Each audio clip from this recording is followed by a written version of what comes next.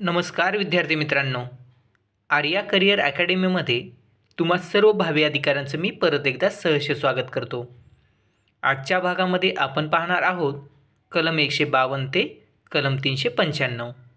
हा भाग सर्व स्पर्धा परीक्षेसाठी अतिशय उपयुक्त आहे. चला तर मग सुरुवात करूयात. आता पहा भाग 6. यामध्ये राज्याशी संबंधित कलम 152 ते 237 पर्यंतचा समावेश होतो. आता पुढे पहा भाग 6 मधील प्रकरण 1 मध्ये सर्वसाधारण बाबींचा समावेश होतो. कलम 152 मध्ये राज्यसंस्थेची व्याख्या देण्यात आलेली आहे. आता पुढे पहा भाग 6 मधील प्रकरण 2 मध्ये कार्यकारी यंत्रणेशी संबंधित कलमांचा समावेश होतो. आता पहा राज्यपाल. कलम 153 मध्ये राज्यांच्या राज्यपालांची तरतूद करण्यात आली आहे. 7वी घटनादुरुस्ती 1956 नुसार एका व्यक्तीची 2 किंवा अधिक राज्याचा राज्यपाल म्हणून नेमणूक करण्यास संमती देण्यात आलेली आहे. आता पहा कलम 154. 154 मध्ये राज्यांचे कार्यकारी अधिकार राज्यपालाच्या हाती असण्याबाबतची तरतूद करण्यात आली आहे. पुढे पहा कलम 155. यामध्ये राज्यपालाची नियुक्ती या संदर्भात तरतूद करण्यात आली आहे. राज्यपालाची नियुक्ती ही राष्ट्रपतीमार्फत सही व चिन्हांकित अधिपत्राद्वारे केली जाते. आता पहा कलम 156. कलम 156 मध्ये राज्यपालांच्या पदावधीबाबतची तरतूद करण्यात आलेली आहे. पुढे पहा कलम 157. कलम 157 मध्ये राज्यपाल पदावर नियुक्तीसाठीच्या पात्रता याबाबतची तरतूद करण्यात आली आहे. याबाबत केवळ 2 अर्हता सांगण्यात आलेल्या आहेत. त्या पुढीलप्रमाणे: तो भारताचा नागरिक असावा व त्याचबरोबर त्यांनी वयाची 35 वर्षे पूर्ण केलेली असावीत. आता पुढे पहा कलम 158. कलम 158 मध्ये राज्यपाल पदाबाबतच्या शर्ती याबाबतची तरतूद करण्यात आली आहे.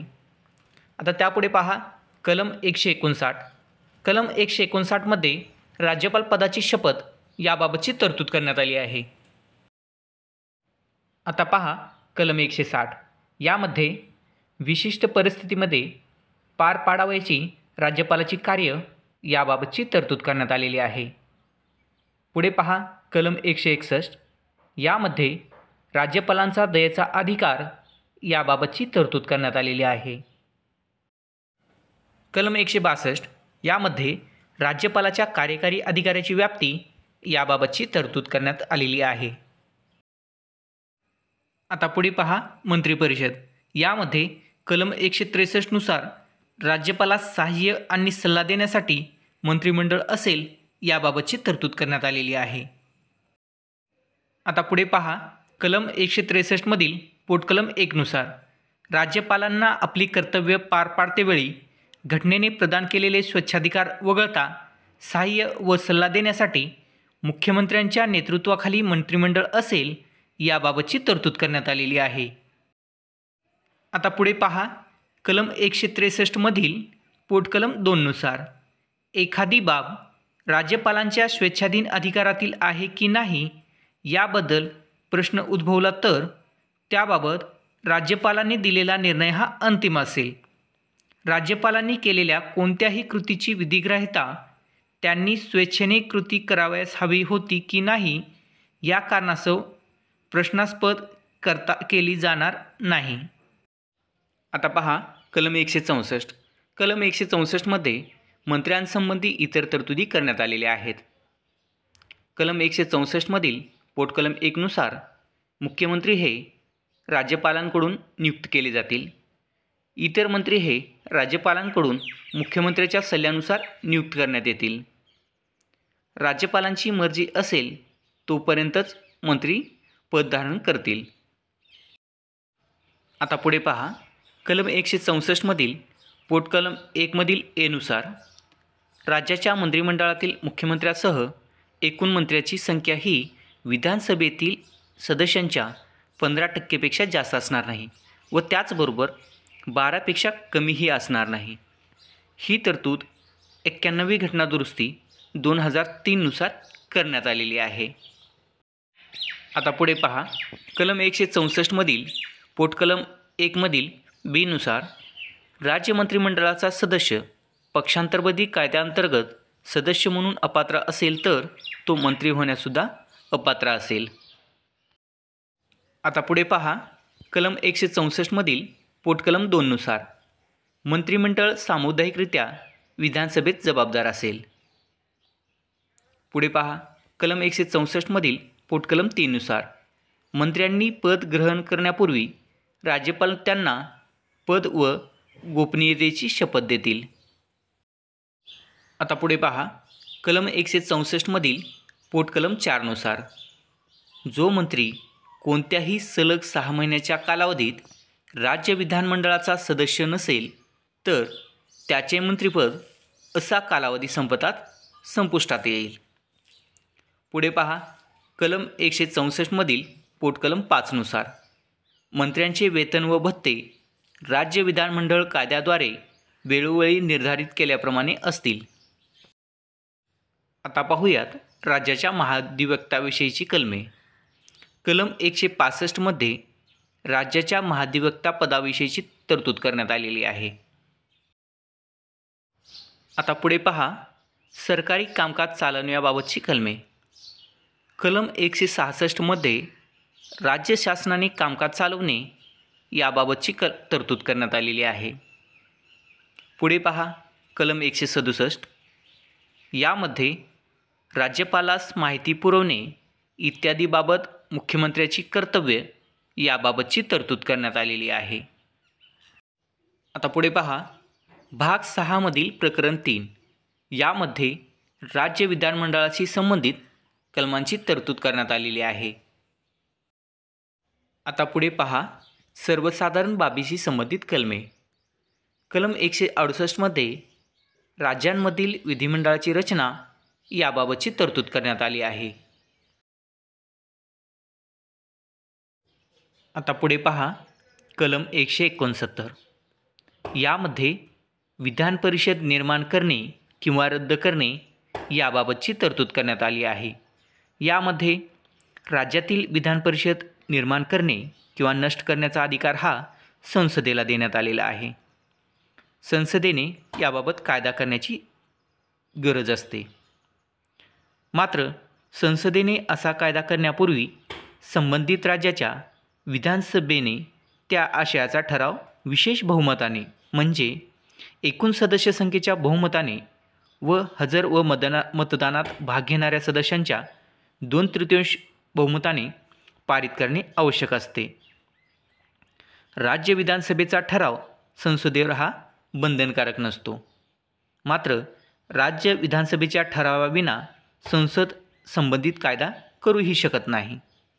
केंद्रीय कायद्याने घटनेत केलेला बदल कलम 368च्या प्रयोजनार्थ घटनादुरुस्ती असल्याचे मानले जाणार नाही. आता पुढे पहा, कलम 170 यामध्ये विधानसभेची रचना याबाबतची तरतूद करण्यात आली आहे. विधानसभेची महत्तम सदस्य संख्या ही 500 असते तर किमान सदस्य संख्या ही 60 इतकी निश्चित करण्यात आलेली आहे. आता पुढे पहा, कलम 171. कलम 171मध्ये विधान परिषदेची रचना याबाबतची तरतूद करण्यात आली आहे. विधान परिषदेची किमान सदस्य संख्या ही 40 इतकी असते तर कमाल सदस्य संख्या ही त्या राज्याच्या विधानसभेच्या सदस्य संख्येच्या 1/3 इतकी निश्चित करण्यात आली आहे. आता पुढे पहा, कलम 172.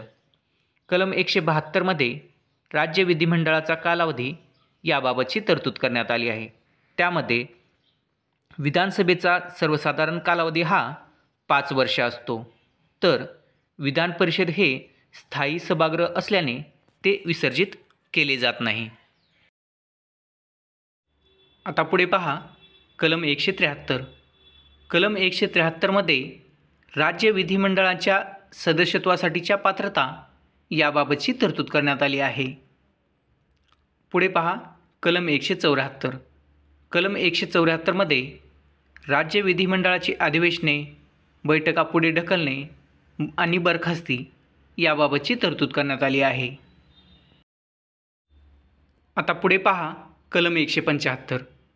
कलम 175मध्ये विधिमंडळाच्या सभागृहापुढे भाषण करण्याचा आणि संदेश पाठवण्याचा राज्यपालाचा हक्क याबाबतची तरतूद करण्यात आली आहे.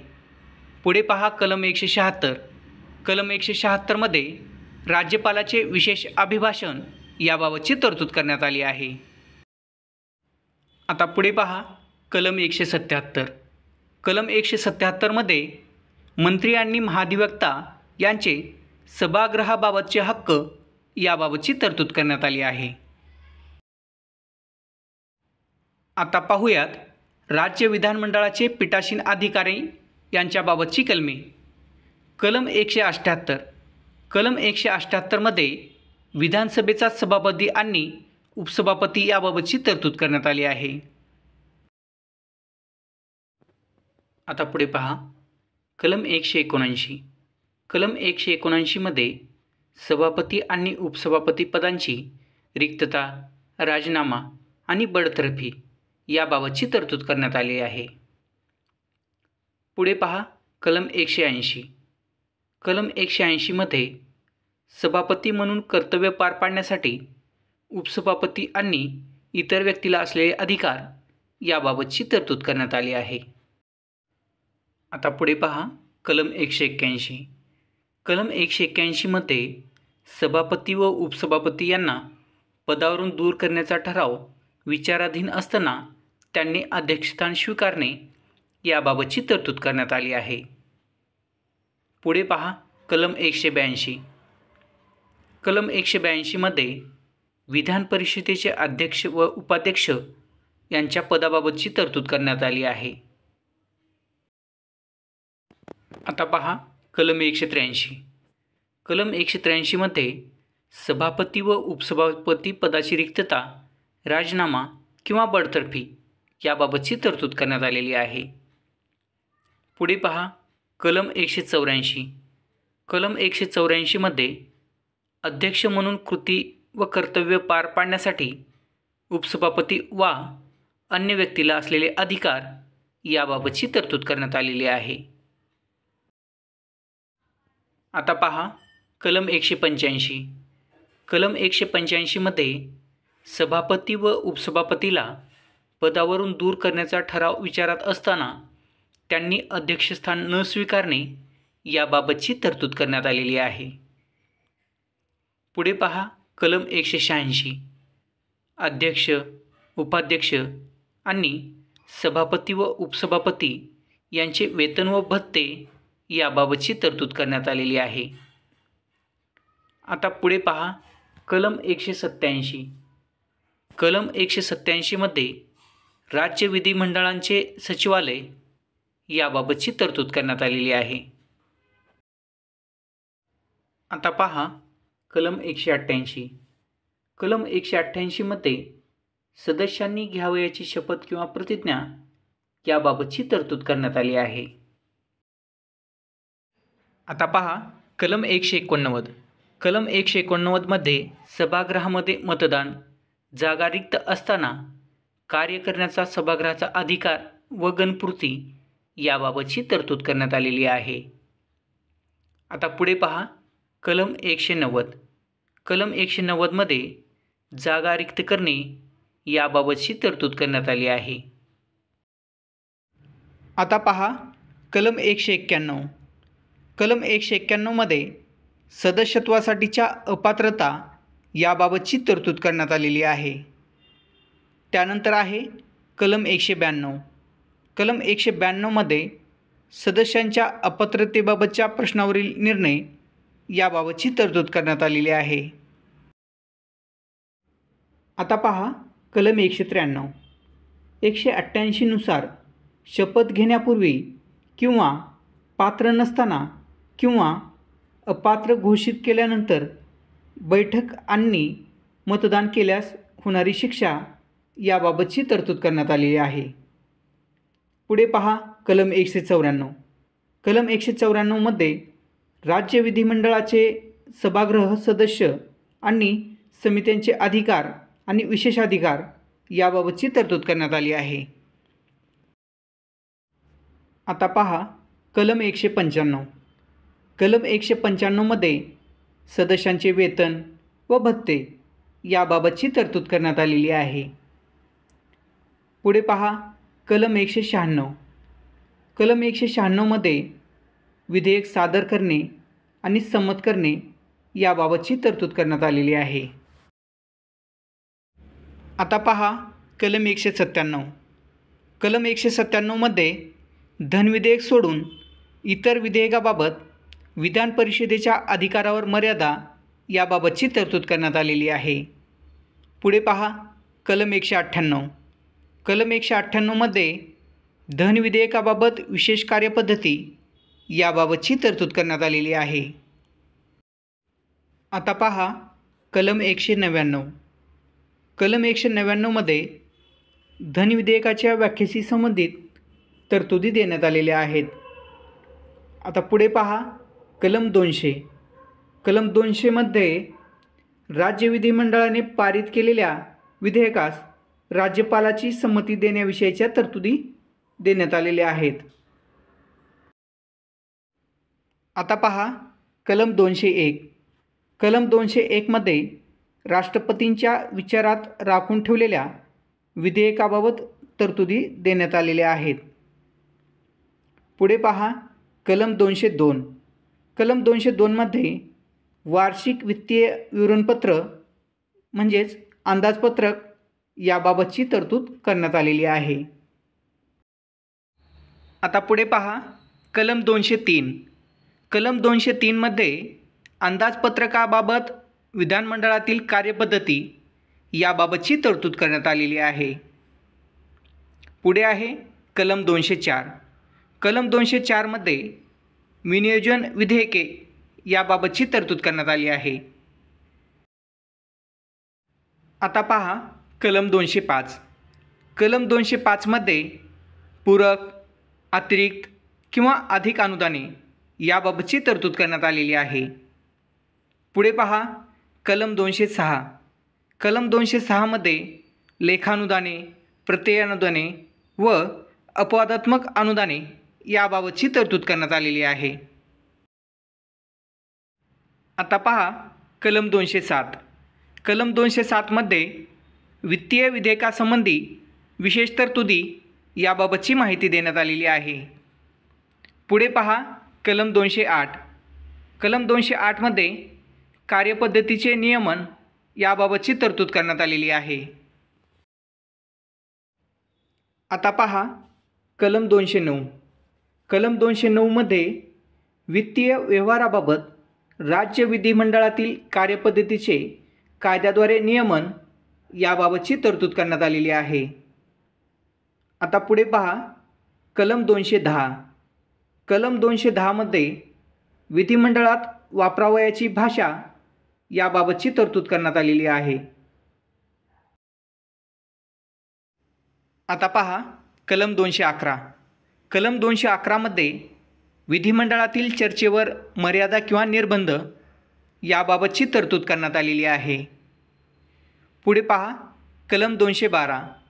कलम 212मध्ये विधिमंडळाच्या कार्यपद्धतीबाबत न्यायालयाला चौकशी करता येत नाही याबाबतची तरतूद करण्यात आलेली आहे. आता पहा भाग 6 मधील प्रकरण 4 यामध्ये राज्यपालांचे कायदेकारी अधिकार याबाबतची तरतूद करण्यात आलेली आहे. आता पहा कलम 213. कलम 213मध्ये विधिमंडळाच्या विश्रांती काळात वटहुकूम जारी करण्याचा राज्यपालांचा अधिकार याबाबतची तरतूद करण्यात आलेली आहे. आता पहा भाग 6 मधील प्रकरण 5 यामध्ये राज्यातील उच्च न्यायालय याबाबतची माहिती देण्यात आलेली आहे. आता पहा कलम 214. कलम 214मध्ये राज्यासाठीची उच्च न्यायालये याबाबतची तरतूद करण्यात आलेली आहे. यामध्ये 7वी घटनादुरुस्ती 1956 नुसार संसद 2 किंवा अधिक राज्य तसेच 2 किंवा अधिक राज्य व 1 किंवा अधिक केंद्रशासित प्रदेशासाठी एक सामायिक उच्च न्यायालय स्थापन करू शकते। आता पहा कलम 215। कलम 215 मध्ये उच्च न्यायालय ही अभिलेख न्यायालय असणे याबाबतची तरतूद करण्यात आलेली आहे। पुढे आहे कलम 216। कलम 216 मध्ये उच्च न्यायालय स्थापने याबाबतची तरतूद करण्यात आलेली आहे। आता पहा कलम 217। कलम 217 मध्ये उच्च न्यायालयाच्या न्यायाधीशाची नियुक्ती व त्या पदांच्या शर्ती याबाबतची तरतूद करण्यात आलेली आहे। पुढे पहा कलम 218। कलम 218 मध्ये सर्वोच्च न्यायालयासंबंधीच्या विशिष्ट तरतुदी उच्च न्यायालयालाही लागू असणे याबाबतची तरतूद करण्यात आलेली आहे। आता पहा कलम 219। कलम 219 मध्ये उच्च न्यायालयाच्या न्यायाधीशांनी घ्यावयाची शपथ याबाबतची तरतूद करण्यात आली आहे। त्यांना ही शपथ त्या राज्याच्या राज्यपालामार्फत किंवा त्यांनी त्या प्रयोजनार्थ नियुक्त केलेल्या व्यक्तीमार्फत दिली जाते। आता पुढे पहा कलम 220। कलम 220 मध्ये स्थायी न्यायाधीश झाल्यानंतर व्यवसाय करण्यावर निर्बंध याबाबतची तरतूद करण्यात आलेली आहे। आता पहा कलम 221। कलम 221 मध्ये न्यायाधीशांचे वेतन याबाबतची तरतूद करण्यात आलेली आहे। 2017 मधील संसदीय कायद्यानुसार उच्च न्यायालयाच्या मुख्य न्यायाधीशास 2,50,000 इतके वेतन दिले जाते। त्याचबरोबर अन्य न्यायाधीशांना 2,25,000 इतके वेतन दिले जाते। आता पुढे पहा कलम 222।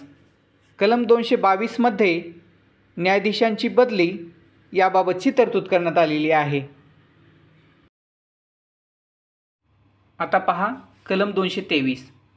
कलम 223 मध्ये हंगामी मुख्य न्यायाधीशाची नियुक्ती याबाबत तरतूद करण्यात आलेली आहे। पुढील परिस्थितीमध्ये राष्ट्रपती हंगामी मुख्य न्यायाधीशाची नेमणूक करतात। जर उच्च न्यायालयाच्या मुख्य न्यायाधीशाचे पद रिक्त असेल तर उच्च न्यायालयाचे मुख्य न्यायाधीश तात्पुरत्या कारणामुळे अनुपस्थित असतील तर जर उच्च न्यायालयाचे मुख्य न्यायाधीश आपल्या पदाच्या कर्तव्याचे पालन करण्यास असमर्थ असतील तर राष्ट्रपती हंगामी मुख्य न्यायाधीशाची नेमणूक करतात। आता पुढे पहा कलम 224। कलम 224 मध्ये हंगामी व अतिरिक्त न्यायाधीशाची नियुक्ती याबाबतची तरतूद करण्यात आलेली आहे। आता पहा कलम 224A। कलम 224A नुसार उच्च न्यायालयाच्या न्यायपीठामध्ये निवृत्त न्यायाधीशाची नियुक्ती याबाबतची तरतूद करण्यात आलेली आहे। ही तरतूद 15वी घटना दुरुस्ती कायदा 1963 नुसार करण्यात आलेली आहे। आता पुढे पहा कलम 225। कलम 225 मध्ये उच्च न्यायालयाचे अधिकार क्षेत्र याबाबतची तरतूद करण्यात आलेली आहे। आता पहा कलम 226। कलम 226 मध्ये प्राधिलेख काढण्याचे उच्च न्यायालयाचे अधिकार क्षेत्र याबाबतची तरतूद करण्यात आलेली आहे। आता पुढे पहा कलम 227। कलम 227 मध्ये उच्च न्यायालयाचे सर्व न्यायालयावर पर्यवेक्षण करण्याचा उच्च न्यायालयाचा अधिकार याबाबतची तरतूद करण्यात आलेली आहे। आता पहा कलम 228। कलम 228 मध्ये विशिष्ट खटले उच्च न्यायालयाकडे हस्तांतरित करणे याबाबतची तरतूद करण्यात आलेली आहे। पुढे पहा कलम 229। कलम 229 मध्ये उच्च न्यायालयाचे अधिकारी व सेवक आणि खर्च याबाबतची तरतूद करण्यात आलेली आहे। आता पहा कलम 230। कलम 230 मध्ये उच्च न्यायालयांच्या अधिकार क्षेत्रांचा केंद्रशासित प्रदेशावर विस्तार याबाबतची तरतूद करण्यात आलेली आहे। पुढे पहा कलम 231। कलम 231 मध्ये 2 वा अधिक घटक राज्यांसाठी सामायिक उच्च न्यायालयाची स्थापना करणे याबाबतची तरतूद करण्यात आलेली आहे. पुढे पहा कलम 232. कलम 232 हे अर्थ लावण्याशी संबंधित होते, सध्या ते रद्द करण्यात आलेले आहे. आता पहा भाग 6 मधील प्रकरण 6. यामध्ये दुय्यम न्यायालयाशी संबंधित कलमे देण्यात आलेली आहेत. आता पहा कलम 233. कलम 233 मध्ये जिल्हा न्यायाधीशाची नियुक्ती याबाबतची तरतूद करण्यात आलेली आहे. आता पुढे पहा कलम 233A. कलम 233A मध्ये विशिष्ट जिल्हा न्यायाधीशांच्या नियुक्तीची वैधता आणि दिलेल्या निवाड्याची वैधता याबाबतची तरतूद करण्यात आलेली आहे. हे कलम 28वी घटना दुरुस्ती 1966 नुसार समाविष्ट करण्यात आलेले आहे. आता पहा कलम 234. कलम 234 मध्ये जिल्हा न्यायाधीशाव्यतिरिक्त अन्य व्यक्तींची न्यायिक सेवेतील भरती याबाबतची तरतूद करण्यात आलेली आहे. आता पुढे पहा कलम 235. कलम 235 मध्ये दुय्यम न्यायालयावरील नियंत्रण याबाबतची तरतूद करण्यात आलेली आहे. आता पहा कलम 236. कलम 236 हे अर्थ लावण्याशी संबंधित आहे. पुढे पहा कलम 237. कलम 237 मध्ये दंडाधिकाऱ्यांच्या विवक्षित वर्गाला किंवा वर्गांना या प्रकरणाच्या तरतुदी लागू असणे याबाबतची तरतूद करण्यात आलेली आहे. आता पहा भाग 7. भाग 7 मध्ये पहिल्या अनुसूचीच्या भाग बी मधील राज्य याबाबतची तरतूद करण्यात आलेली आहे. यामधील कलम 238 हे रद्द करण्यात आलेले आहे. आता पहा भाग 8. भाग 8 मध्ये केंद्रशासित प्रदेश म्हणजेच संघ राज्यक्षेत्र यांच्याशी संबंधित कलमे देण्यात आलेली आहेत. आता पहा कलम 239. कलम 239 मध्ये केंद्रशासित प्रदेशांचे प्रशासन याबाबतची तरतूद करण्यात आलेली आहे. पुढे पहा कलम 239A. कलम 239A मध्ये विशिष्ट केंद्रशासित प्रदेशासाठी स्थानिक विधिमंडळ व मंत्रिमंडळ किंवा दोन्ही निर्माण करणे याबाबतची तरतूद करण्यात आलेली आहे. ही तरतूद 14वी घटनादुरुस्ती कायदा 1962 नुसार करण्यात आलेली आहे. आता पुढे पहा कलम 239AA. कलम 239AA मध्ये दिल्लीच्या बाबतीत विशेष तरतूद करण्यात आलेली आहे. ही तरतूद 69वी घटनादुरुस्ती कायदा 1991 नुसार करण्यात आलेली आहे.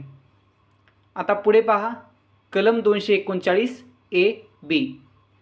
कलम 239AB नुसार घटनात्मक यंत्रणा अपयशी ठरल्यासंदर्भात तरतुदी करण्यात आलेली आहे. आता पुढे पहा कलम 239B. कलम 239B नुसार विधिमंडळाच्या विरामकाळात अध्यादेश काढण्याचा राष्ट्रपतीचा अधिकार याबाबतची तरतूद करण्यात आलेली आहे. पुढे पहा कलम 240. कलम 240 मध्ये विशिष्ट केंद्रशासित प्रदेशासाठी कायदे करण्याचा राष्ट्रपतींचा अधिकार याबाबतची तरतूद करण्यात आलेली आहे. आता पहा कलम 241. कलम 241 मध्ये केंद्रशासित प्रदेशासाठी उच्च न्यायालय याबाबतची तरतूद करण्यात आलेली आहे. पुढे पहा कलम 242. कलम 242 हे रद्द करण्यात आलेले आहे. आता पहा भाग 9. भाग 9 हे पंचायतीशी संबंधित असून 73वी घटना दुरुस्ती कायदा 1992 नुसार समाविष्ट करण्यात आलेले आहे. आता पहा कलम 243. कलम 243मध्ये विविध व्याख्या देण्यात आलेल्या आहेत. पुढे पहा कलम 243A. कलम 243A मध्ये ग्रामसभेशी संबंधित तरतुदी देण्यात आलेल्या आहेत. आता पहा कलम 243B. कलम 243B मध्ये पंचायतीच्या स्थापनेविषयी तरतूद करण्यात आलेली आहे. पुढे पहा कलम 243C. कलम 243C मध्ये पंचायतीच्या रचनेबाबतची तरतूद करण्यात आलेली आहे. आता पहा कलम 243D.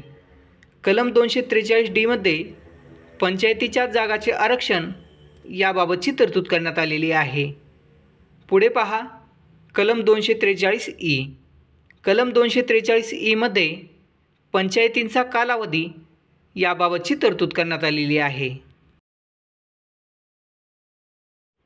आता पुढे पहा कलम 243F. कलम 243F मध्ये पंचायतीच्या सदस्याबाबतच्या अपात्रता याबाबतची तरतूद करण्यात आलेली आहे. पुढे पहा 243G. 243G मध्ये पंचायतीचे अधिकार, सत्ता आणि जबाबदारी याबाबतची तरतूद करण्यात आलेली आहे. आता पहा कलम 243H. कलम 243H मध्ये पंचायतीचे कर लादण्याचा अधिकार याबाबतची तरतूद करण्यात आलेली आहे. पुढे पहा कलम 243I.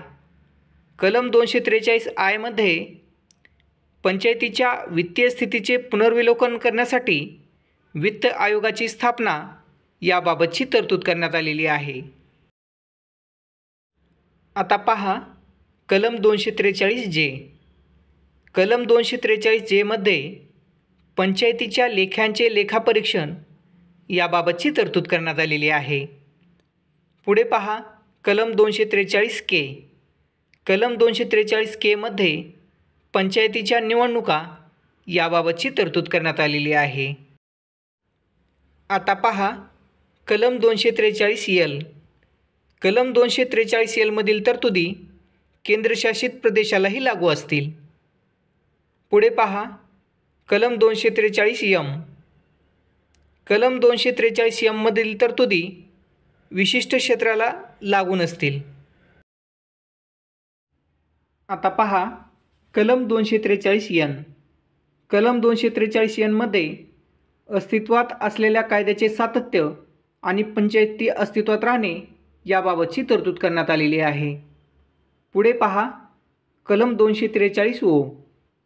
कलम 243O मध्ये निवडणूक विषयामध्ये न्यायालयाच्या हस्तक्षेपास बंदी याबाबतची तरतूद करण्यात आलेली आहे. आता पहा भाग 9A नगरपालिका. आता पहा कलम 243P. कलम 243P मध्ये कायद्यात वापरलेल्या विविध शब्दांच्या व्याख्या देण्यात आलेल्या आहेत. आता पुढे पहा कलम 243Q. कलम 243Q मध्ये नगरपालिकेची स्थापना याबाबतची तरतूद करण्यात आलेली आहे. आता पहा कलम 243R. कलम 243R मध्ये नगरपालिकेच्या स्थापनेची तरतूद करण्यात आलेली आहे. आता पुढे पहा कलम 243S. कलम 243S मध्ये प्रभाग समित्यांची स्थापना आणि रचना याबाबतची तरतूद करण्यात आलेली आहे. आता पुढे पहा कलम 243T. कलम 243T मध्ये नगरपालिकांमधील जागांचे आरक्षण याबाबतची तरतूद करण्यात आलेली आहे. आता पुढे पहा कलम 243U. कलम 243U मध्ये नगरपालिकेचा कालावधी याबाबतची तरतूद करण्यात आलेली आहे. आता पहा कलम 243V. कलम 243V मध्ये नगरपालिकेमधील सदस्यांच्या अपात्रता याबाबतची तरतूद करण्यात आलेली आहे. आता पुढे पहा कलम 243W. कलम 243 नगरपालिकेचे अधिकार, प्राधिकार आणि जबाबदाऱ्या याबाबतची तरतूद करण्यात आलेली आहे. आता पहा कलम 243 कलम 243 नगरपालिकांचे कर लादण्याचा अधिकार आणि नगरपालिकांचे निधी याबाबतची तरतूद करण्यात आलेली आहे. आता पुढे पहा कलम 243 कलम 243 नुसार कलम 243 अन्वये स्थापन करण्यात आलेला वित्त आयोग नगरपालिकांच्याही आर्थिक स्थितीचे पुनर्विलोकन करेल याबाबतची तरतूद करण्यात आलेली आहे.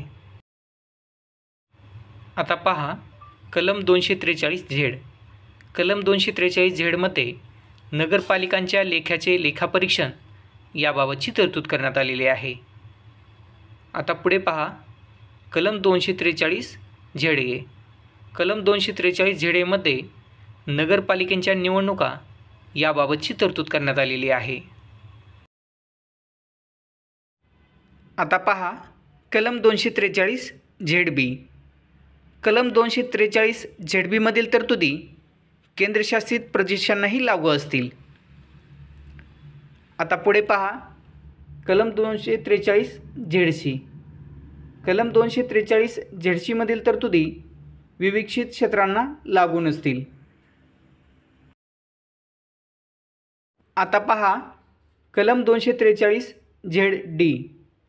कलम 243 जिल्हा नियोजन समितीशी संबंधित तरतुदी करण्यात आलेल्या आहेत.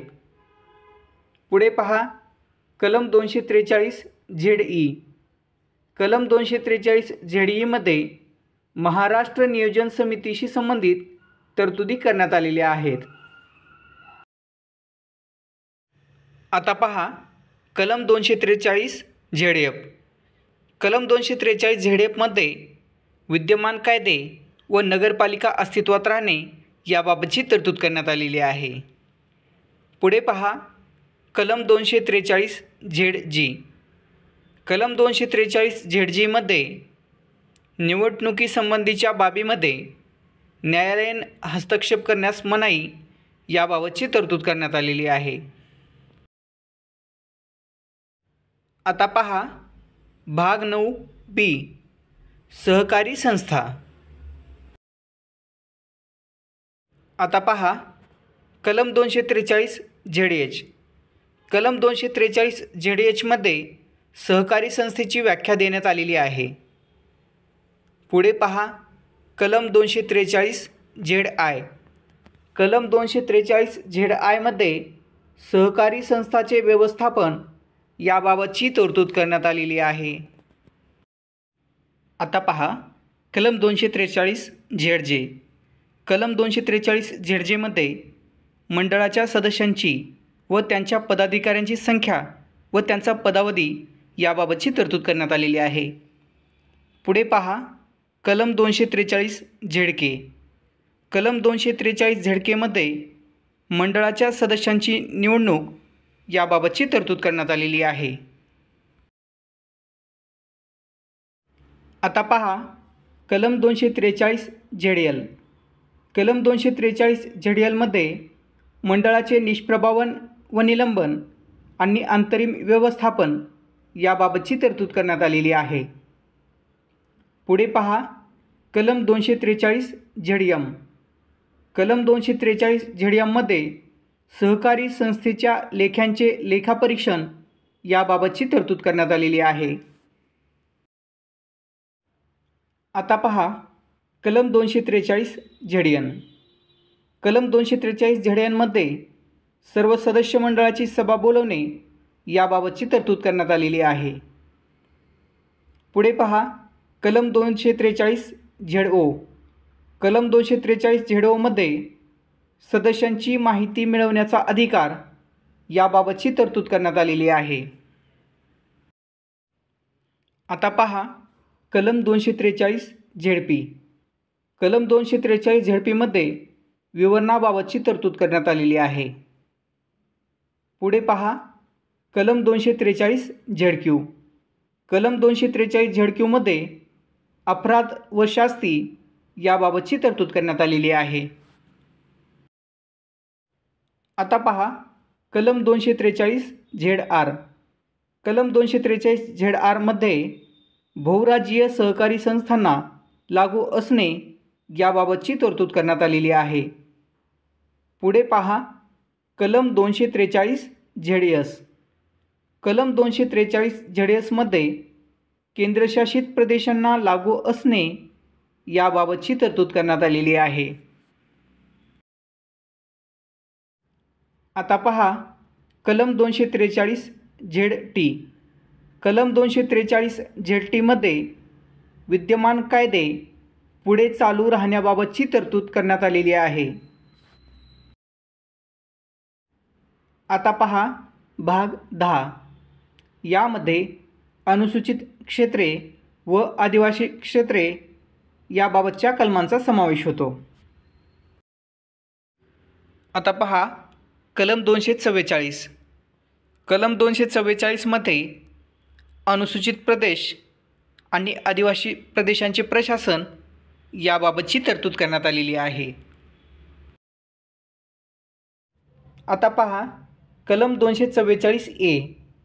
कलम 244A मध्ये आसाममधील विशिष्ट आदिवासी प्रदेशासहित स्वायत्त राज्याची निर्मिती आणि स्थानिक विधिमंडळ किंवा मंत्रिमंडळ किंवा दोन्हीचीही निर्मिती करणे याबाबतची तरतूद करण्यात आलेली आहे.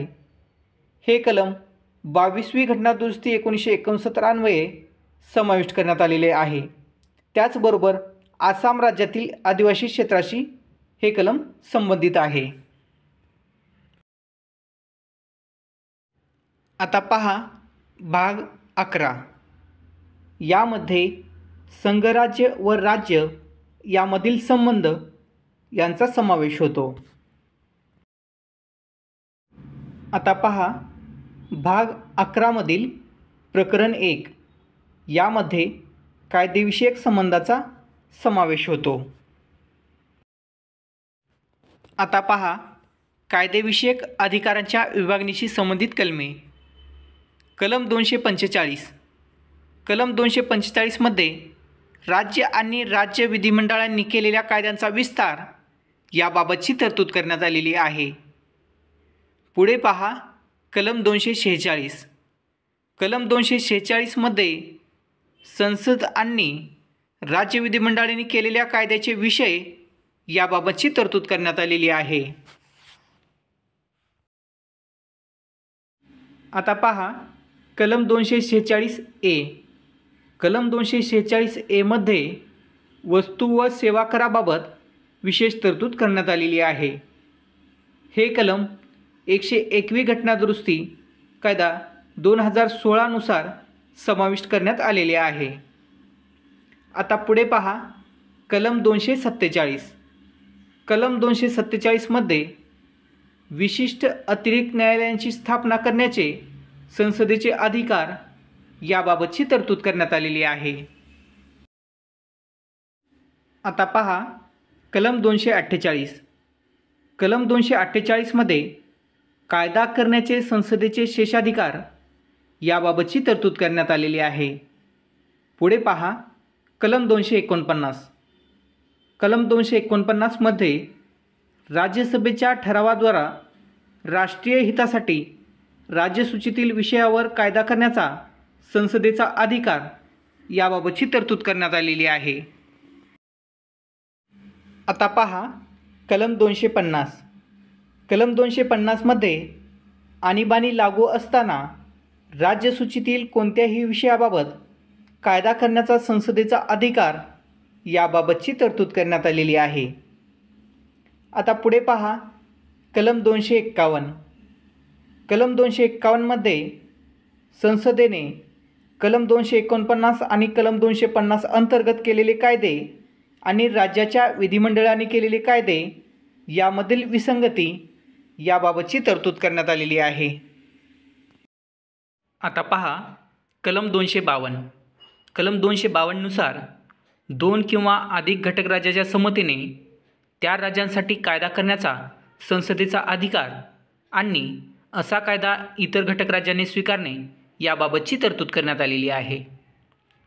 पुढे पहा कलम 253.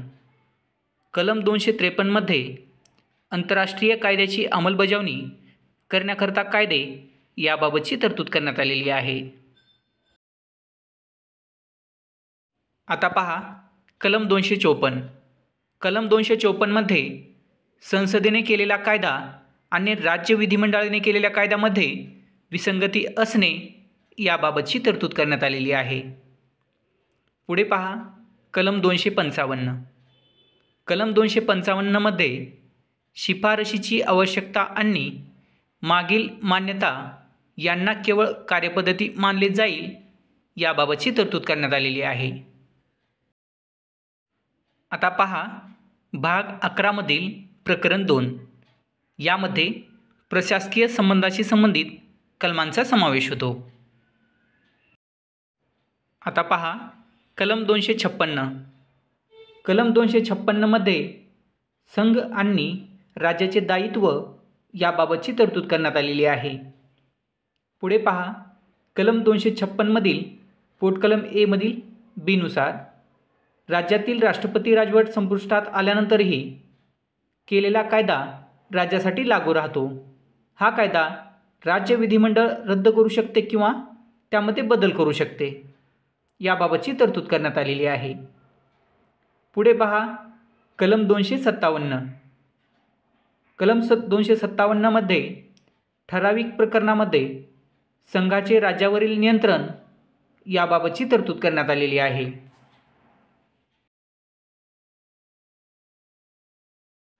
आता पहा कलम 257मधील पोटकलम 2.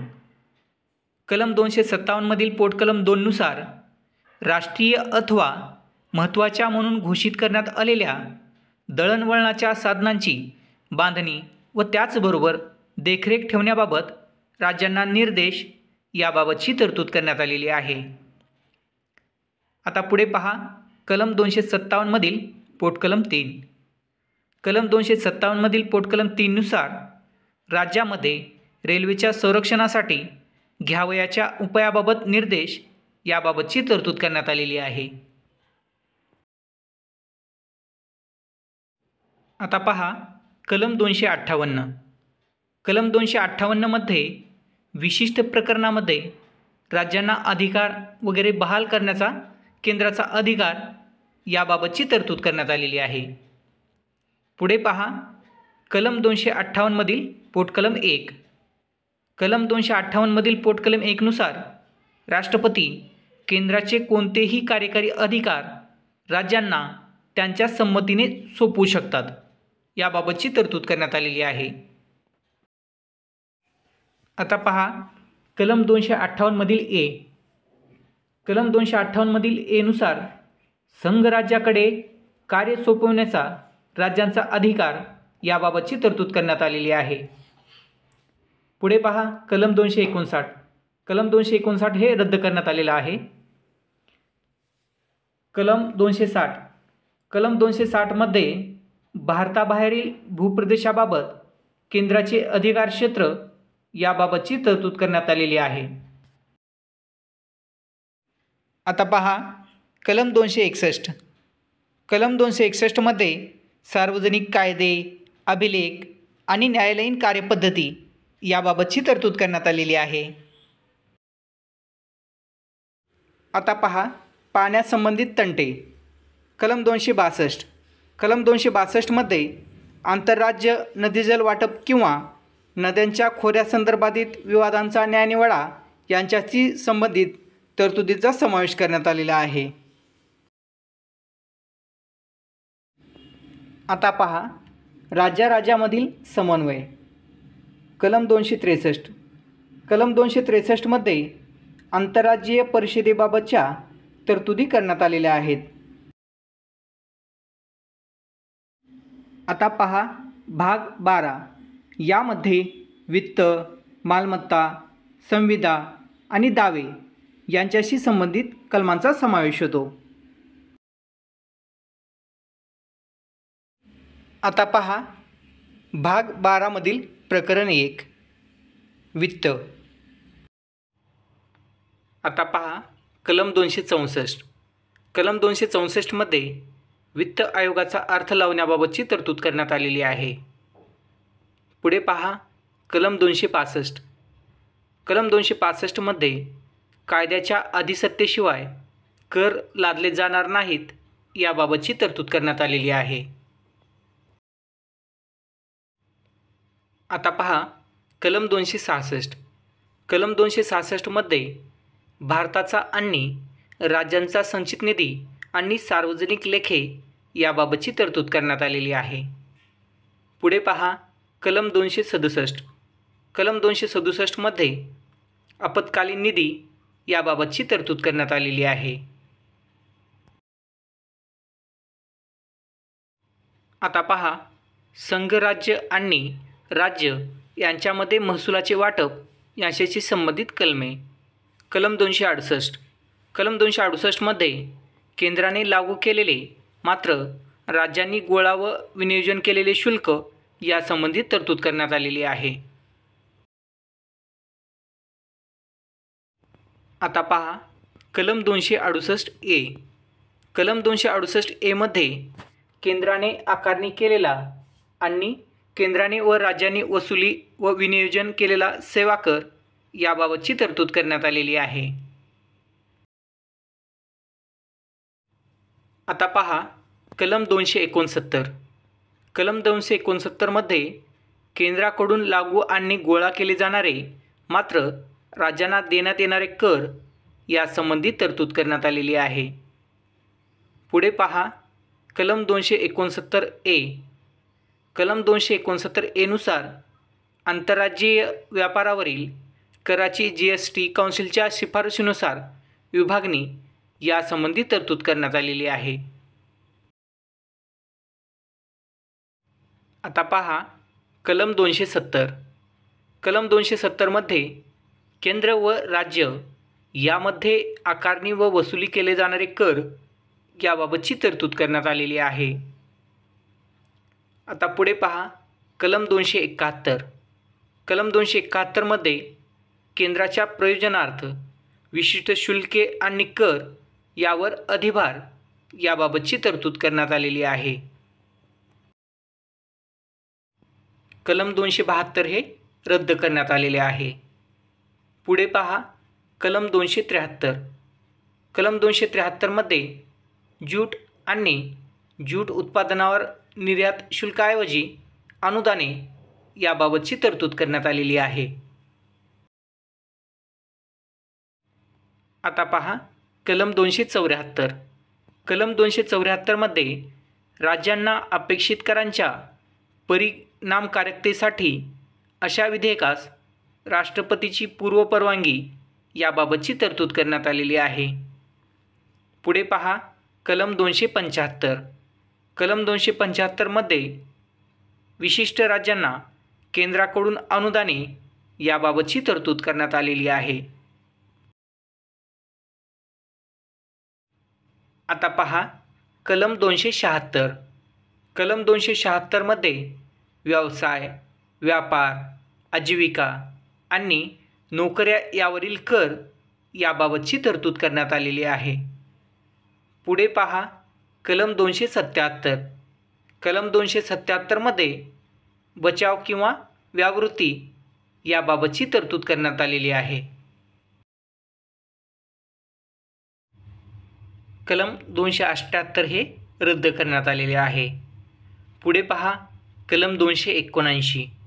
कलम 279मध्ये निव्वळ उत्पन्नाची गणना याबाबतची तरतूद करण्यात आलेली आहे. पुढे पहा कलम 279A. कलम 279A मध्ये वस्तू व सेवा कर परिषद याबाबतची तरतूद करण्यात आलेली आहे. हे कलम 101वी घटना दुरुस्ती 2016 नुसार घटनेत समाविष्ट करण्यात आलेला आहे. आता पहा कलम 280. कलम 280 मध्ये वित्त आयोगाच्या स्थापनेची तरतूद करण्यात आलेली आहे. पुढे पहा कलम 281. कलम 281 मध्ये वित्त आयोगाच्या शिफारशी याबाबतची तरतूद करण्यात आलेली आहे. आता पहा संकीर्ण वित्तीय तरतुदीशी संबंधित कलमे. कलम 282. कलम 282मध्ये संघराज्याने किंवा राज्याने आपल्या महसुलातून भागविण्याजोगा खर्च याबाबतची तरतूद करण्यात आलेली आहे. आता पहा कलम 283. कलम 283मध्ये संचित निधी, आपत्कालीन निधी आणि सार्वजनिक लेख्याकडे सोपवलेला पैसा इत्यादीची सुरक्षा याबाबतची तरतूद करण्यात आलेली आहे. पुढे पहा कलम 284. कलम 284मध्ये लोकसेवक आणि न्यायालय यांना मिळालेल्या वादपक्षकारांच्या ठेवी व इतर पैसे यांची अभिरक्षा याबाबतची तरतूद करण्यात आलेली आहे. आता पहा कलम 285. कलम 285मध्ये राज्याच्या करातून केंद्राच्या मालमत्तेला सूट याबाबतची तरतूद करण्यात आलेली आहे. पुढे पहा कलम 286. कलम 286मध्ये वस्तूची विक्री किंवा खरेदी यावर कर बसवण्यासंबंधी निर्बंध याबाबतची तरतूद करण्यात आलेली आहे. आता पहा कलम 287. कलम 287मध्ये विजेवरील करापासून सूट याबाबतची तरतूद करण्यात आलेली आहे. पुढे पहा कलम 288. कलम 288मध्ये विशिष्ट प्रकरणामध्ये पाणी व वीज याबाबत राज्यांच्या करातून सूट याबाबतची तरतूद करण्यात आलेली आहे. आता पहा कलम 289. कलम 289मध्ये केंद्राच्या कर प्रणालीतून राज्याची मालमत्ता आणि प्राप्ती यांना सूट याबाबतची तरतूद करण्यात आलेली आहे. पुढे पहा कलम 290.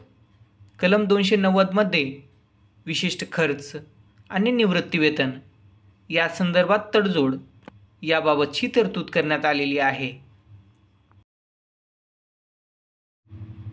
आता पहा कलम 290A. कलम 290A मध्ये विशिष्ट देवस्थान निधीमध्ये वार्षिक भरणा याबाबतची तरतूद करण्यात आलेली आहे. हे कलम 7वी घटना दुरुस्ती कायदा 1956 नुसार घटनेत समाविष्ट करण्यात आलेले आहे. पुढे पहा कलम 291. कलम 291 हे रद्द करण्यात आलेले आहे. आता पहा भाग 12मधील प्रकरण 2 यामध्ये कर्ज काढण्याबाबतची कलमांचा समावेश होतो. आता पहा कलम 292. कलम 292मध्ये केंद्र सरकारने कर्ज उभारणी करणे याबाबतची तरतूद करण्यात आलेली आहे. पुढे पहा कलम 293. कलम 293मध्ये राज्यांनी कर्ज उभारणी करणे याबाबतची तरतूद करण्यात आलेली आहे. आता पहा भाग 12मधील प्रकरण 3 यामध्ये मालमत्ता, संविदा, हक्क, दायित्व, प्रतिदायित्व आणि दावे या संबंधित कलमांचा समावेश होतो. आता पहा कलम 294. कलम 294मध्ये विशिष्ट प्रकरणात मालमत्ता, संपत्ती, हक्क, दायित्व आणि यांच्याबाबत वारसा हक्क याबाबतची तरतूद करण्यात आलेली आहे. पुढे पहा कलम 295. कलम 295मध्ये इतर प्रकरणात मालमत्ता, संपत्ती, हक्क, दायित्व आणि यांच्या वारसा हक्क याबाबत तरतूद करण्यात आलेली आहे. आता पहा कलम 296. कलम 296मध्ये वारसदार नसणे वा रद्द होणे वा योग्य मालकाच्या अभावी जमा झालेल्या मालमत्ता याबाबतची तरतूद करण्यात आलेली आहे. पुढे पहा कलम 297. कलम 297मध्ये केंद्राच्या अखत्यारीतील भूप्रदेशांच्या जलाशयातील मौल्यवान वस्तू, भूखंडीय लगत जलक्षेत्र आणि विस्तृत आर्थिक क्षेत्र याबाबतची तरतूद करण्यात आलेली आहे. आता पहा कलम 298. कलम 298 मध्ये व्यापार सुरू ठेवण्याचे अधिकार याबाबतची तरतूद करण्यात आलेली आहे. पुढे पहा कलम 299. कलम 299 मध्ये करारनामा याच्याशी संबंधित तरतूद करण्यात आलेली आहे. आता पहा कलम 300. कलम 300 मध्ये दावे आणि कार्यवाही यांच्याशी संबंधित तरतूद करण्यात आलेली आहे. आता पहा भाग 12 मधील प्रकरण 4 यामध्ये मालमत्तेच्या हक्काशी संबंधित कलमांचा समावेश होतो. आता पहा कलम 300A. कलम 300A मध्ये कायद्याच्या अधिसत्तेशिवाय व्यक्तीला तिच्या मालमत्तेपासून वंचित केले जाणार नाही याबाबतची तरतूद करण्यात आलेली आहे. हे कलम 44वा घटनादुरुस्ती कायदा 1978 नुसार समाविष्ट करण्यात आलेले आहे. आता पहा भाग 13 यामध्ये भारताच्या राज्यक्षेत्रातील व्यापार, वाणिज्य आणि व्यवहार संबंध या संबंधित कलमांचा समावेश होतो. आता पहा कलम 301. कलम 301 मध्ये व्यापार, दळणवळण आणि परस्पर संबंधाचे स्वातंत्र्य याबाबतची तरतूद करण्यात आलेली आहे. पुढे पहा कलम 302. कलम 302 मध्ये व्यापार, दळणवळण आणि परस्पर संबंधावर निर्बंध लावण्याचा केंद्राचा अधिकार याबाबतची तरतूद करण्यात आलेली आहे. आता पहा कलम 303. कलम 303 मध्ये व्यापार आणि दळणवळणासंदर्भात केंद्र आणि राज्य यांच्या कायदेशीर अधिकारावर निर्बंध याबाबतची तरतूद करण्यात आलेली आहे. पुढे पहा कलम 304. कलम 304 मध्ये राज्यांतर्गत व्यापार, दळणवळण आणि परस्पर व्यवहारावर निर्बंध याबाबतची तरतूद करण्यात आलेली आहे. आता पहा कलम 305.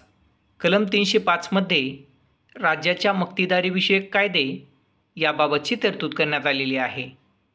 कलम 306 हे रद्द करण्यात आलेलं आहे. पुढे पहा कलम 307. कलम 307 मध्ये कलम 301 ते कलम 304 या कलमाचे प्रयोजने पार पाडण्याकरता प्राधिकाऱ्यांची नियुक्ती याबाबतची तरतूद करण्यात आलेली आहे. आता पहा भाग 14 यामध्ये संघराज्य व राज्य यांच्या नियंत्रणाखाली असलेल्या सेवा यांच्याशी संबंधित कलमांचा समावेश होतो. आता पहा भाग 14 मधील प्रकरण 1 यामध्ये सेवांचा समावेश होतो. आता पहा कलम 308. कलम 308 मध्ये सेवांचा अर्थ लावण्याबाबतची तरतूद करण्यात आलेली आहे. पुढे पहा कलम 309. कलम 309 मध्ये केंद्र किंवा राज्यामध्ये सेवा असणाऱ्या व्यक्तींची भरती व सेवा शर्ती याबाबतची तरतूद करण्यात आलेली आहे. आता पहा कलम 310. कलम 310 मध्ये केंद्र किंवा राज्यामध्ये सेवेत असणाऱ्या व्यक्तींच्या पदाचा कार्यकाल याबाबतची तरतूद करण्यात आलेली आहे. आता पुढे पहा कलम 311. कलम 311 मध्ये केंद्र वा राज्य यांच्या नियंत्रणाखाली असलेल्या नागरी पदावर सेवानियुक्त केलेल्या व्यक्तींना बडतर्फ करणे किंवा पदावरून दूर करणे किंवा पदावतन करणे याबाबतची तरतूद करण्यात आलेली आहे. आता पहा कलम 312. कलम 312 मध्ये अखिल भारतीय सेवेशी संबंधित तरतुदींचा समावेश होतो. पुढे पहा कलम 312A. कलम 312A मध्ये विशिष्ट प्रकरणामध्ये अधिकाऱ्यांची पडताळणी करणे याविषयीच्या तरतुदींचा समावेश होतो. आता पहा कलम 313. कलम 313मध्ये संक्रमणकालीन तरतुदींचा समावेश होतो.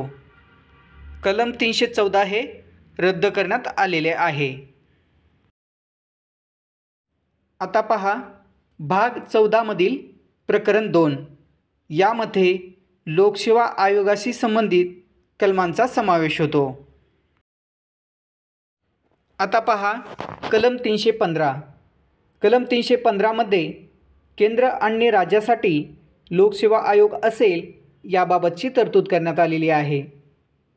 पुढे पहा कलम 316. कलम 316मध्ये संघ लोकसेवा आयोगाची रचना, सदस्यांची नेमणूक व पदावधी याबाबतची तरतूद करण्यात आलेली आहे. आता पहा कलम 317. कलम 317मध्ये लोकसेवा आयोगाच्या सदस्यास पदावरून दूर करणे आणि निलंबित करणे याबाबतची तरतूद करण्यात आलेली आहे.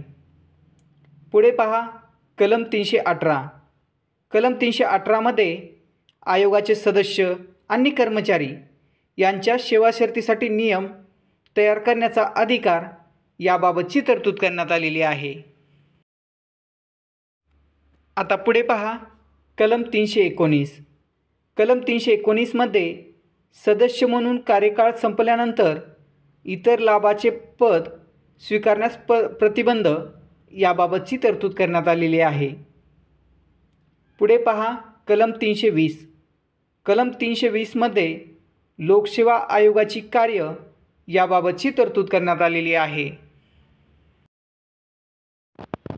आता पहा कलम 321. कलम 321मध्ये लोकसेवा आयोगांच्या कार्याचा विस्तार करण्याचा अधिकार याबाबतची तरतूद करण्यात आलेली आहे. पुढे पहा कलम 322. कलम 322मध्ये लोकसेवा आयोगाचा खर्च याबाबतची तरतूद करण्यात आलेली आहे. आता पहा कलम 323. कलम 323मध्ये लोकसेवा आयोगांचे अहवाल याबाबतची तरतूद करण्यात आलेली आहे. आता पहा भाग 14A यामध्ये न्यायाधिकरणाशी संबंधित कलमांचा समावेश होतो. आता पहा कलम 323A. कलम 323A मध्ये प्रशासकीय न्यायाधिकरणाशी संबंधित तरतुदींचा समावेश होतो. पुढे पहा कलम 323B. कलम 323B मध्ये अन्य बाबीसाठीची न्यायाधिकरणे या संबंधित तरतुदींचा समावेश होतो. आता पहा भाग 15. भाग 15मध्ये निवडणुकाशी संबंधित कलमांचा समावेश होतो. आता पहा कलम 324. कलम 324मध्ये निवडणुकांचे पर्यवेक्षण, निर्देश आणि नियंत्रण याबाबत निवडणूक आयोगाचा अधिकार याबाबतची तरतूद करण्यात आलेली आहे. आता पहा कलम 325. कलम 325मध्ये कोणतीही व्यक्ती धर्म, वंश, जात अथवा लिंग या कारणावरून मतदार यादीमध्ये समाविष्ट होण्यासाठी अपात्र असणार नाही अथवा त्या कारणावरून तिला विशेष मतदार यादीमध्ये समाविष्ट केले जाण्याची मागणी करता येणार नाही याबाबतची तरतूद करण्यात आलेली आहे. आता पहा कलम 326. कलम 326मध्ये लोकसभा व राज्याच्या विधानसभा यांच्या निवडणुका प्रौढ मताधिकारांच्या आधारे होतील याबाबतची तरतूद करण्यात आलेली आहे. पुढे पहा कलम 327. कलम 327मध्ये विधानमंडळाच्या निवडणुकाबाबत तरतूद करण्याचा संसदेला अधिकार याबाबतची तरतूद ह्या कलमात करण्यात आलेली आहे. आता पहा कलम 328. कलम 328मध्ये राज्य विधिमंडळाच्या निवडणुकांसंदर्भात तरतुदी करण्याचा संबंधित राज्य विधिमंडळास अधिकार असणे याबाबतची तरतूद करण्यात आलेली आहे. आता पुढे पहा कलम 329. कलम 329मध्ये निवडणूक विषयामध्ये हस्तक्षेप करण्यास न्यायालयाला मनाई असणे याबाबतची तरतूद करण्यात आलेली आहे. आता पहा भाग 16.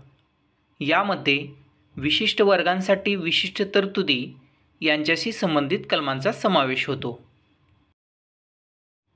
आता पहा कलम 330. कलम 330 मध्ये लोकसभेत अनुसूचित जाती आणि अनुसूचित जमातीसाठी राखीव जागा याबाबतची तरतूद करण्यात आलेली आहे. पुढे पहा कलम 331. कलम 331 मध्ये लोकसभेत अँग्लो इंडियन समाजाचे प्रतिनिधित्व याबाबतची तरतूद करण्यात आलेली आहे. आता पहा कलम 332. कलम 332 मध्ये राज्याच्या विधानसभेमध्ये अनुसूचित जाती व अनुसूचित जमाती यांच्याकरता जागा राखून ठेवणे याबाबतची तरतूद करण्यात आलेली आहे. आता पुढे पहा कलम 333. कलम 333 मध्ये राज्यांच्या विधानसभेमध्ये अँग्लो इंडियन समाजाचे प्रतिनिधित्व याबाबतची तरतूद करण्यात आलेली आहे. आता पहा कलम 334. कलम 334 मध्ये राखीव जागा व विशेष प्रतिनिधित्व निश्चित काळानंतर समाप्त होणे याबाबतची तरतूद करण्यात आलेली आहे. आता पुढे पहा कलम 335. कलम 335 मध्ये सेवा आणि पदाबाबत अनुसूचित जाती आणि अनुसूचित जमातींना आरक्षित जागा याबाबतची तरतूद करण्यात आलेली आहे. आता पहा कलम 336. कलम 336 मध्ये विशिष्ट सेवामध्ये अँग्लो इंडियन भारतीय समुदायासाठी विशेष तरतुदी यांचा समावेश होतो. पुढे पहा कलम 337. कलम 337 मध्ये अँग्लो इंडियन समाजाच्या लाभाकरिता शैक्षणिक अनुदानाबद्दल विशेष तरतुदी यांचा समावेश होतो. आता पहा कलम 338. कलम 338 मध्ये अनुसूचित जाती राष्ट्रीय आयोग याबाबतची तरतूद करण्यात आलेली आहे. पुढे पहा कलम 338 ए. कलम 338 ए मध्ये अनुसूचित जमाती राष्ट्रीय आयोग याबद्दलची तरतूद करण्यात आलेली आहे. आता पहा 89वी घटना दुरुस्ती 2003 यानुसार घटनेत दुरुस्ती करून कलम 338 ए मध्ये स्वतंत्र राष्ट्रीय अनुसूचित जमाती आयोगाची तरतूद करण्यात आली. याची अंमलबजावणी 19 फेब्रुवारी 2004 पासून सुरू झाली. आता पहा कलम 338 बी.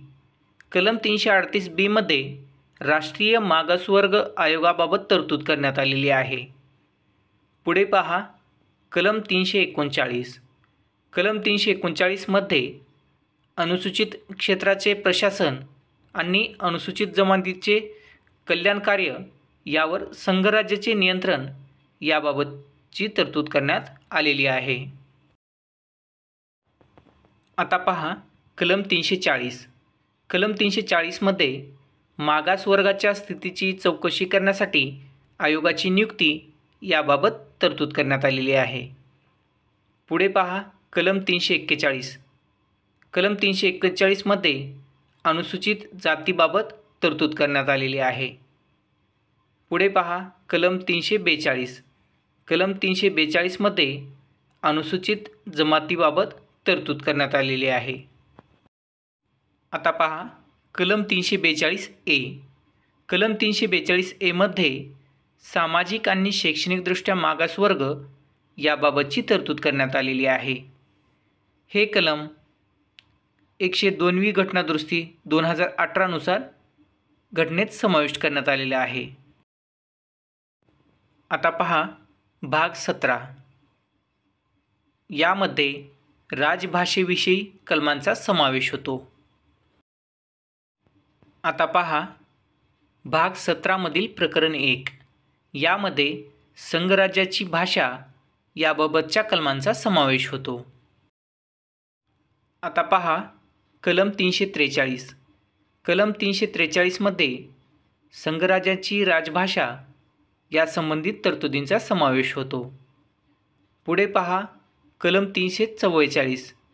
कलम 344मध्ये राजभाषेसाठी आयोग व संसदीय समिती या संबंधित तरतुदीचा समावेश होतो। आता पहा भाग 17मधील प्रकरण 2 यामध्ये प्रादेशिक भाषेशी संबंधित कलमांचा समावेश होतो। आता पहा कलम 345। कलम 345मध्ये राज्याची किंवा राज्यांच्या राजभाषा या संबंधित तरतुदींचा समावेश होतो। पुढे पहा कलम 346। कलम 346मध्ये 2 घटक राज्यांमध्ये किंवा केंद्र आणि राज्यांमध्ये संवाद साधण्यासाठी कार्यालयीन भाषा या संबंधित तरतुदींचा समावेश होतो। आता पहा कलम 347। कलम 347मध्ये राज्यांच्या लोकसंख्येपैकी एखाद्या वर्गाकडून बोलल्या जाणाऱ्या भाषेविषयी विशेष तरतूद करण्यात आलेली आहे। आता पहा भाग 17मधील प्रकरण 3 यामध्ये सर्वोच्च व उच्च न्यायालयांची भाषा या संबंधित कलमांचा समावेश होतो। आता पहा कलम 348। कलम 348मध्ये सर्वोच्च न्यायालय, उच्च न्यायालय आणि कायदे, विधेयके वगैरेसाठी वापरली जाणारी भाषा या संबंधित तरतुदींचा समावेश होतो। आता पहा कलम 349। कलम 349मध्ये भाषेविषयक विशिष्ट कायदे करण्याची विशिष्ट कार्यपद्धती या संबंधित तरतुदींचा समावेश होतो। आता पहा भाग 17मधील प्रकरण 4 यामध्ये विशेष मार्गदर्शक तत्वाशी संबंधित कलमांचा समावेश होतो। आता पहा कलम 350। कलम 350मध्ये तक्रार निवारणाच्या निवेदनामध्ये वापरावयाची भाषा या संबंधित तरतुदींचा समावेश होतो। पुढे पहा कलम 350A। कलम 350A मध्ये प्राथमिक स्तरावर मातृभाषेतून शिक्षणाच्या सोयी या संबंधित तरतुदींचा समावेश होतो। हे कलम 7वी घटनादुरुस्ती 1956 नुसार घटनेत समाविष्ट करण्यात आलेले आहे। आता पहा कलम 350B। कलम 350B मध्ये भाषिक अल्पसंख्याकांसाठी विशेष अधिकारी या संबंधित तरतुदींचा समावेश होतो।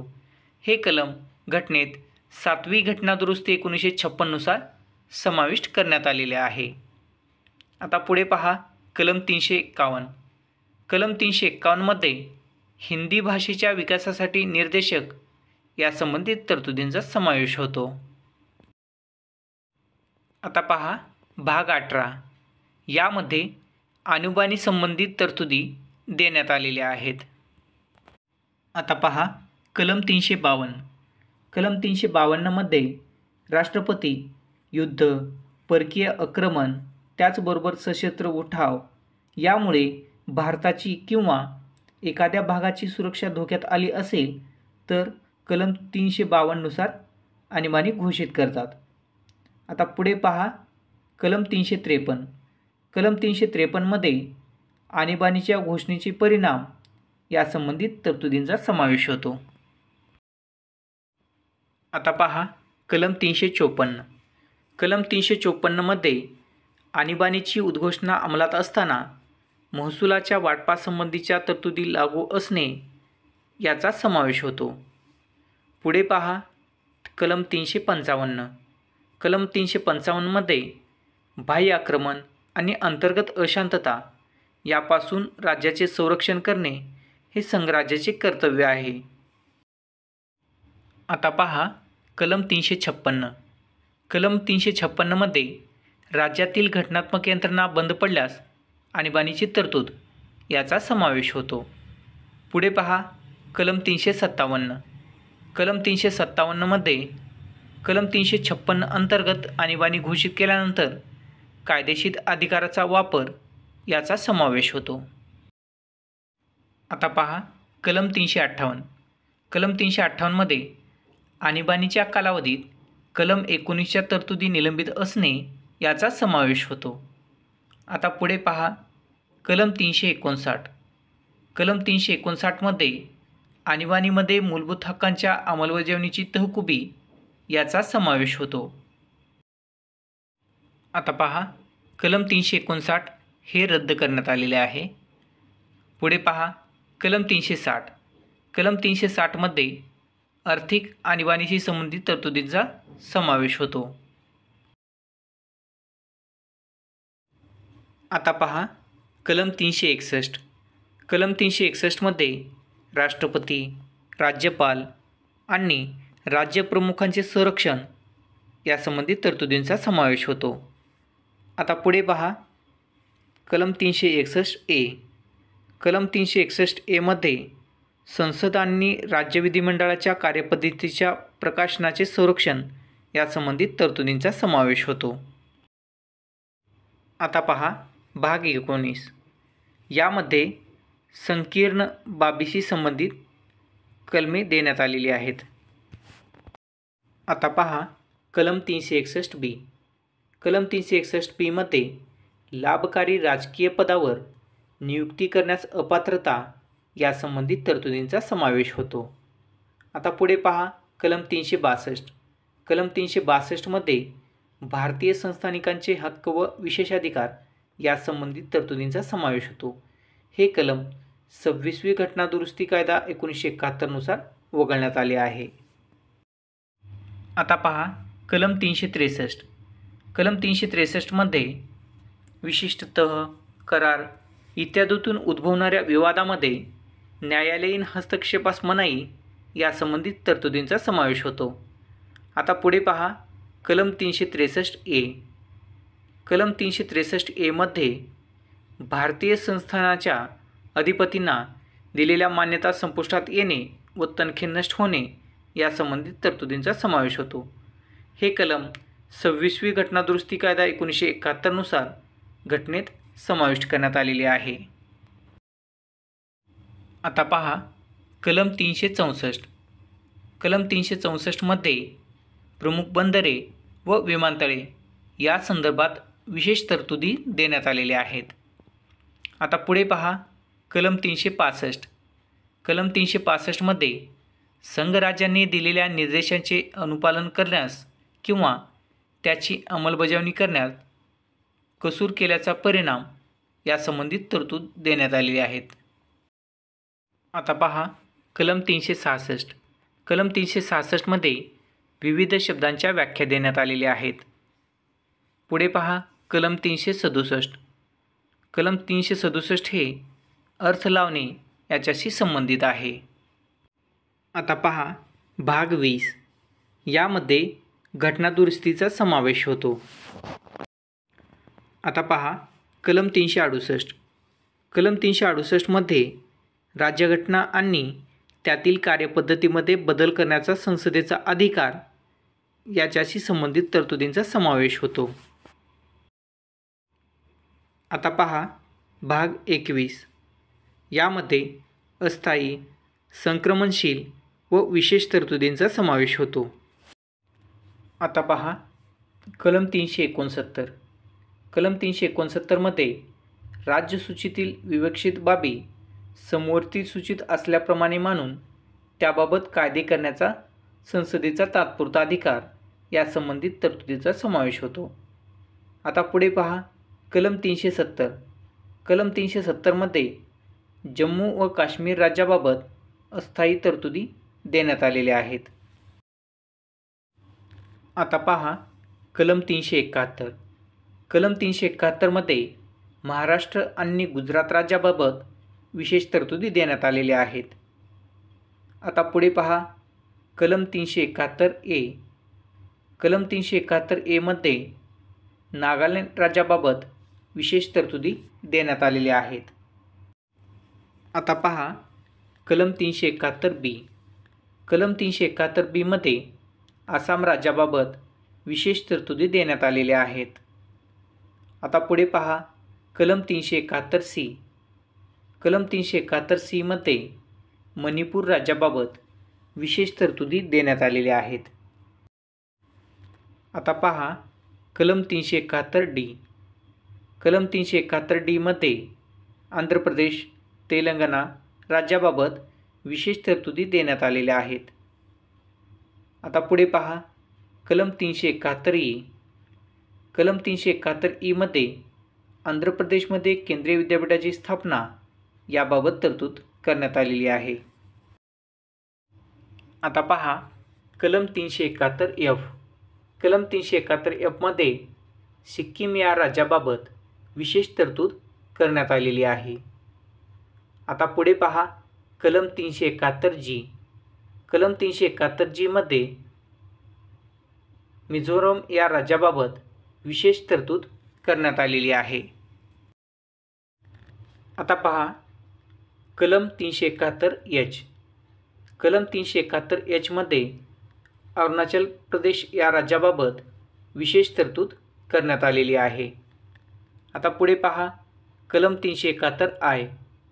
कलम 371I मध्ये गोवा या राज्याबाबत विशेष तरतूद करण्यात आलेली आहे. आता पहा कलम 371J. कलम 371J मध्ये कर्नाटक या राज्याबाबत विशेष तरतूद करण्यात आलेली आहे. आता पुढे पहा कलम 372. कलम 372 मध्ये अस्तित्वात असलेल्या कायद्यांच्या अंमलामध्ये सातत्य आणि त्यांची जुळवणी या संबंधित तरतूद करण्यात आलेली आहे. आता पहा कलम 372A. कलम 372A मध्ये कायद्यांचे अनुकूलन करण्याचे राष्ट्रपतींचे अधिकार या संबंधित तरतूद करण्यात आलेली आहे. आता पुढे पहा कलम 373. कलम 373 मध्ये विशिष्ट खटल्यांमध्ये प्रतिबंधात्मक स्थानबद्धतेखाली असलेल्या व्यक्तीबाबत आदेश देण्याचा राष्ट्रपतींचा अधिकार या संबंधित तरतूद करण्यात आलेली आहे. आता पहा कलम 374. कलम 374 मध्ये सांघिक न्यायालयातील न्यायाधीश आणि सांघिक न्यायालयात अनिर्णित असलेल्या कार्यपद्धती किंवा परिषदेमध्ये वरिष्ठापुढील अनिर्णित खटले याबाबतची तरतूद आहे. पुढे पहा कलम 375. कलम 375 मध्ये संविधानाच्या तरतुदींना अधीन राहून न्यायालये, प्राधिकारी व त्याचबरोबर अधिकारी यांनी कार्याधिकार बजावण्याचे चालू ठेवणे याबाबतची तरतूद आहे. आता पहा कलम 376. कलम 376 मध्ये उच्च न्यायालयातील न्यायाधीशाबाबत तरतूद करण्यात आलेली आहे. पुढे पहा कलम 377. कलम 377 मध्ये भारताचा नियंत्रक आणि महालेखापरीक्षक यांच्याशी संबंधित तरतूद करण्यात आलेली आहे. आता पहा कलम 378. कलम 378 मध्ये लोकसेवा आयोगासंबंधी तरतूद देण्यात आलेली आहे. पुढे पहा कलम 378A. कलम 378A मध्ये आंध्र प्रदेश विधानसभेच्या कार्यकालाविषयी विशेष तरतुदी देण्यात आलेल्या आहेत. कलम 379 ते कलम 391 पर्यंतची कलमे रद्द करण्यात आलेली आहेत. आता पहा कलम 392. कलम 392 मध्ये अडचणी दूर करण्याचा राष्ट्रपतींचा अधिकार या संबंधित तरतुदींचा समावेश होतो. आता पहा भाग 22. यामध्ये संक्षिप्त नाव, प्रारंभ, प्राधिकृत हिंदी पाठ व निरसने या संबंधित तरतुदींचा समावेश होतो. आता पहा कलम 393. कलम 393 मध्ये घटनेचे संक्षिप्त नाव या संबंधित तरतूद करण्यात आलेली आहे. पुढे पहा कलम 394. कलम 394 मध्ये घटनेच्या प्रारंभाबाबत तरतूद करण्यात आलेली आहे. आता पहा कलम 394A. कलम 394A मध्ये हिंदी भाषेतील प्राधिकृत पाठ या संबंधित तरतूद करण्यात आलेली आहे. पुढे पहा कलम 395. कलम 395 मध्ये निरसने या संबंधित तरतुदी करण्यात आलेली आहे. चॅनलवर नवीन असाल तर चॅनल सबस्क्राईब करा त्याचबरोबर लाईक, शेअर आणि कमेंट करायलाही विसरू नका. चला तर मग पुन्हा भेटूया नवीन व्हिडिओसह तुम्हा सर्वांच्या आवडत्या @आर्या करियर या यूट्यूब चॅनलवर. धन्यवाद.